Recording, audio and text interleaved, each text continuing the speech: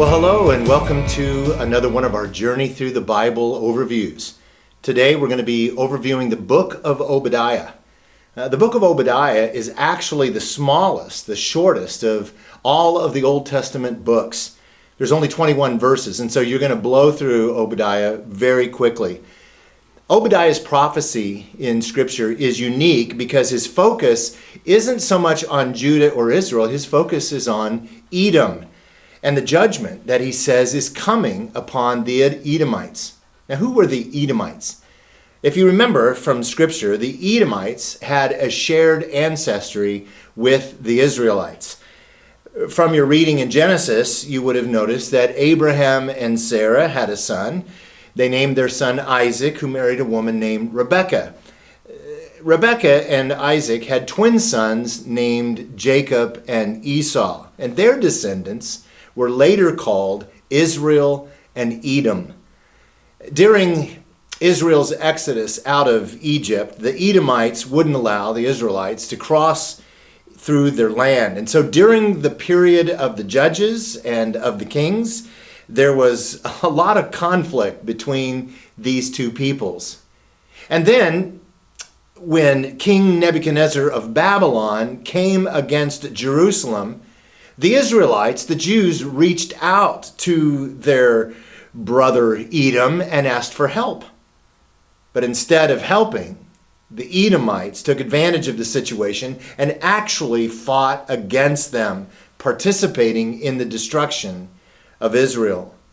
Commenting on this, the psalmist in Psalm 137:7 says, "Remember, O Lord, against the Edomites the day of Jerusalem, how they said, lay it bare, down to its foundations." And so what the book of Obadiah does is it condemns Edom for its part in the destruction of Jerusalem. But it also offers hope for Israel's restoration in the future. Now, the message of Obadiah can be summarized as God's pronouncement of judgment on Edom and his promised restoration of Israel. Now, while the book was written to Judah, it is actually mostly about Edom.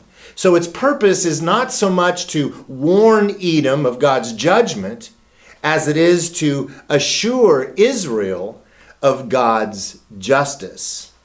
Obadiah's message is very simple. It is that Edom will be destroyed because of its pride. But the house of Jacob will be restored when God establishes his kingdom. So as you read through Obadiah, you'll notice that the first 14 verses pronounce Edom's destruction. Then in verse 15, there's a shift that announces the day of the Lord against all nations. However, verses 17 through 21 promise restoration when God's kingdom will be over all nations. Now, what is interesting is that all the prophecies that are in Obadiah have already been fulfilled, with the exception of the one in verse 21, the last verse, which says, "Saviors or deliverers shall go up to Mount Zion to rule Mount Esau, and the kingdom shall be the Lord's." So enjoy your journey through the book of Obadiah and be encouraged that God, not the evil plans of the nations, determines the future. God bless.